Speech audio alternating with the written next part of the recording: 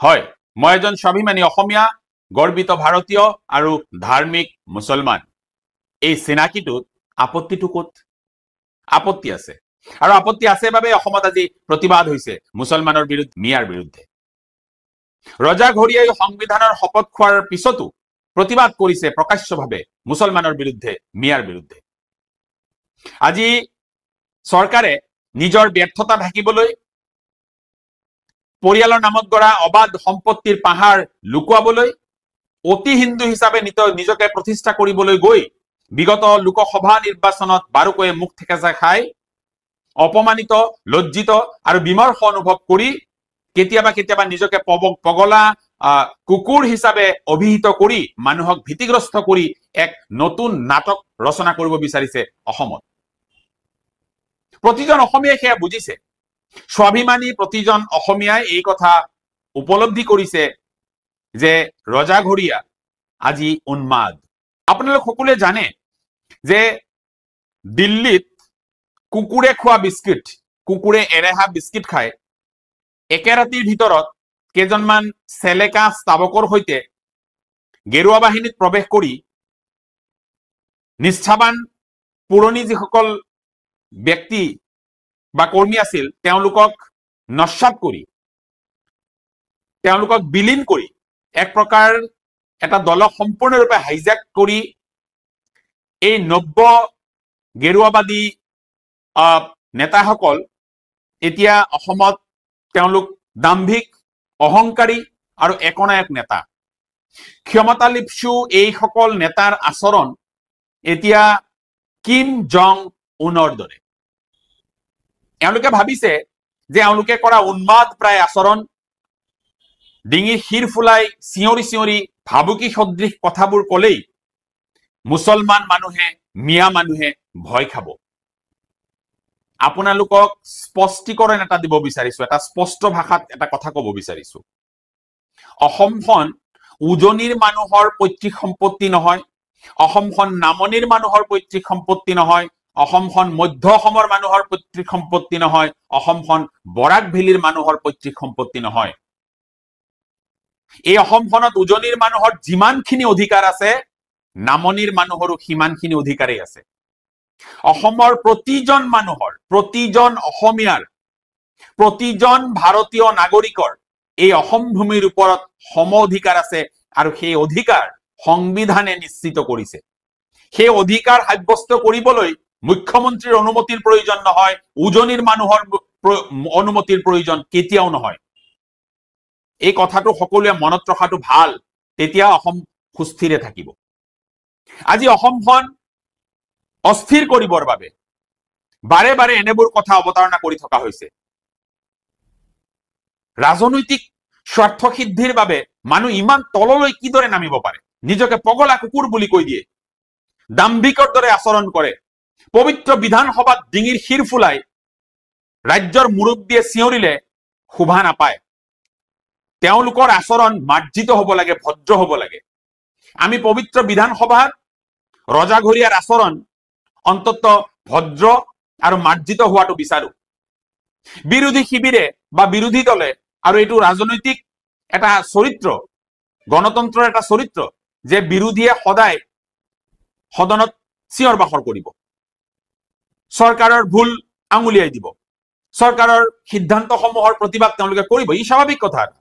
কিন্তু তাত ৰজাঘৰীয়াই যেতিয়া চিঞৰ বাখৰ কৰে, ৰজাঘৰীয়াই যেতিয়া ডিঙিৰ শিৰ ফুলাই, যেতিয়া কাৰোবাক ভাবুকি দিয়া সদৃশ কথাবোৰ কয়, তেতিয়া আমি লজ্জিত অনুভৱ কৰো।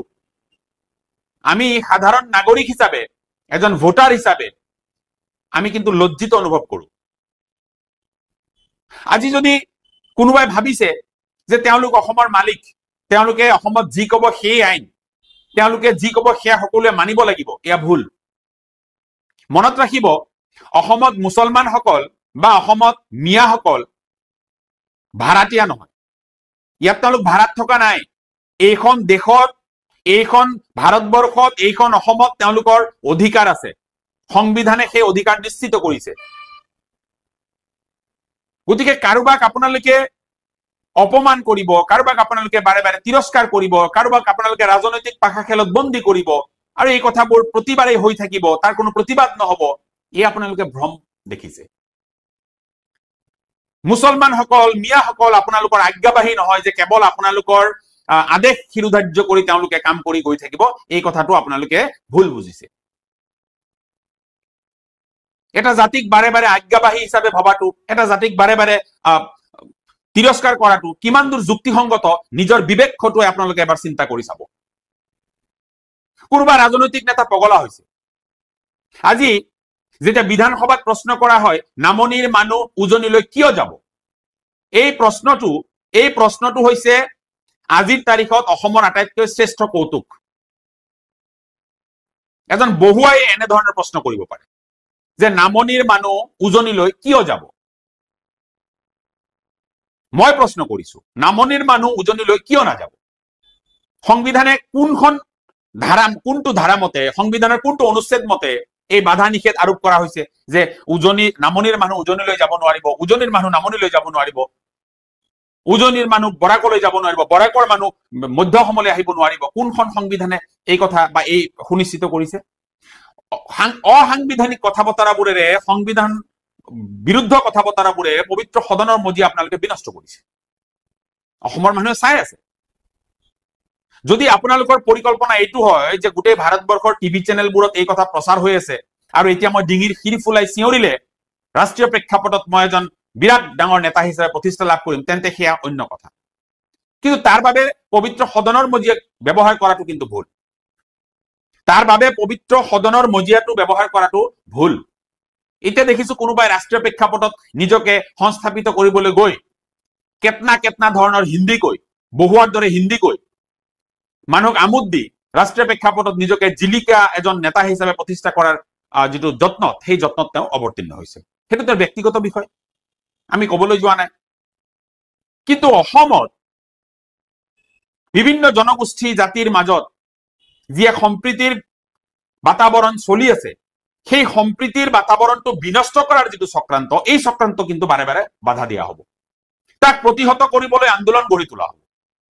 কোনোবাই, সি ৰাজনৈতিক নেতা হওক, সি ৰাজ্যৰ মুৰব্বী হওক, সি কোনো দল হওক, সি কোনো সংগঠন হওক, যদি কোনোবাই অসমৰ সাম্প্ৰতিক যি এক সম্প্ৰীতিৰ পৰিৱেশ আছে, বিভিন্ন জাতি জনগোষ্ঠী ধৰ্মীয় লোকৰ মাজত যি সম্প্ৰীতিৰ পৰিৱেশ আছে, সেই পৰিৱেশ যদি বিনষ্ট কৰিবলৈ কোনোবাই চক্ৰান্ত কৰে, সেই চক্ৰান্তক প্ৰতিহত কৰিবলৈ তীব্ৰ আন্দোলন গঢ়ি তোলা হ'ব। আমি সন্মুখৰ পৰা সেই আন্দোলনক নেতৃত্ব দিবৰ বাবে প্ৰস্তুত। কাৰোবাৰ এনেধৰণৰ চক্ৰান্ত, যি চক্ৰান্তই অসমখনৰ পৰিৱেশ বিনষ্ট কৰিব আৰু সেই চক্ৰান্তবোৰ চাই আমি মনে মনে বহি থাকিম, এয়া এজন স্বাভিমানী অসমীয়া কেতিয়াও মনে মনে বহি থাকিব নোৱাৰে। স্পষ্টকৈ কৈ থলো। আজি আমি জানিছিলো, স্বাভিমানী এজন অসমীয়া হিচাপে আমি জানিছিলো যে ক্ষমতালক্ষ্যু এইসকল নেতা যে এদিন উন্মাদ হ'ব, আমি জানিছিলো। কিন্তু ইমান সোনকালে উন্মাদৰ দৰে আচৰণ কৰিব বুলি ভবা নাছিলো। আৰু উন্মাদৰ দৰে আচৰণ কৰাটো স্বাভাৱিক, কাৰণ 2026 বিধানসভা নিৰ্বাচন আহি আছে। এই নিৰ্বাচনত তেওঁলোকে নিৰ্বাচনী বৈতৰণি পাৰ হ'ব লাগিব।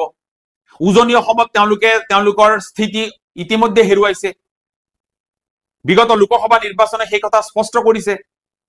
তেওঁলোকৰ বিৰোধী দল তাৰ পৰা লোকসভা নিৰ্বাচনত জয়ী হৈছে। এজন উপযুক্ত মানুহক উজনি অসমৰ মানুহে লোকসভালৈ নিৰ্বাচিত কৰি পঠিয়াইছে। এই কথাত ভীতিগ্ৰস্ত হৈ অহা বিধানসভা নিৰ্বাচনত তেওঁলোকৰ ভেটি খোহাৰ এক আশংকাত তেওঁলোকে এতিয়া অসমত এক অস্থিৰ পৰিৱেশ ৰচনা কৰি ৰাজনৈতিক বৈতৰণি পাৰ হ'ব বিচাৰিছে। গতিকে অসমৰ মানুহ সতৰ্ক হৈ থাকক। এইসকলৰে কুচক্ৰান্তত, এই ফাণ্ডত আপোনালোকে ভৰি নিদিব। উচিত কথাত প্ৰতিবাদ কৰিবলৈ শিকক। চামিলিয়ানৰ দৰে বাৰে বাৰে ৰং সলোৱা এই নেতাসকল জাতিৰ বাবে ভয়ংকৰ। আজি এই দলত, কালি সেই দলত। আপোনালোকৰ আদৰ্শ কি? ক্ষমতা। আপোনালোকৰ আদৰ্শত এটাই শব্দ আছে, সেইটো হ'ল ক্ষমতা। ক্ষমতাৰ বাবে আপোনালোকে যিকোনো কৰিব পাৰে। ক্ষমতাৰ বাবে আপোনালোকে যিকোনো কাম কৰিব পাৰে। আপোনালোকৰ মূল উদ্দেশ্য হৈছে চকীখন।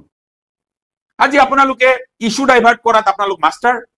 যেতিয়াই আপোনালোকৰ বিৰুদ্ধে কোনো কথা উত্থাপন হয়, যেতিয়া অসমৰ সমস্যা সম্পৰ্কীয় কথাবোৰ উত্থাপন হয়, তেতিয়াই আপোনালোকে তাত ধৰ্মৰ ইস্যু সুমুৱাই দিয়ে, মানুহৰ মন মগজু নষ্ট কৰি পেলায়। তাত মনত ৰাখিব, আপোনালোকৰ এই ধৰ্মীয় ইস্যুবোৰত, এই ধৰ্মীয় ক্লেশ লগোৱাৰ চক্ৰান্তবোৰত গোবৰ ভক্ত গোমূত্ৰ সেৱনকাৰী এচাম অন্ধভক্তৰ সমৰ্থন কৰিব কোনো স্বাভিমানী অসমীয়াই আপোনালোকৰ তেনেবোৰ কথা বতৰা কোনো দিনে সমৰ্থন নকৰে এই কথা মনত ৰাখিব এটা কথা স্পষ্টকৈ কৈছো আকৌ উজনি নামনি মধ্য অসম বৰাক ভেলী প্ৰতিজন মানুহৰ প্ৰতিটো ঠাইলৈ যোৱাৰ অধিকাৰ আছে এয়া সংবিধান প্ৰদত্ত অধিকাৰ আৰু এই অধিকাৰ সাব্যস্ত কৰাত কোনেও বাধা প্ৰদান কৰিব নোৱাৰে অসমখনক কোনেও কোৱা নাই আমি অসমখন দখল কৰি পেলাম কোনেও কোৱা নাই আমি অসমখন লৈ ল'ম কিন্তু আপোনালোকে জোৰকৈ ডিঙিৰ শিৰ ফুলাই সেই কথা বতৰাবোৰ চিঞৰি আপোনালোকে এটা অন্য পৰিস্থিতি সৃষ্টি কৰিব যে বিচাৰিছে সেয়া অসমৰ মানুহে বুজিছে জয় অসম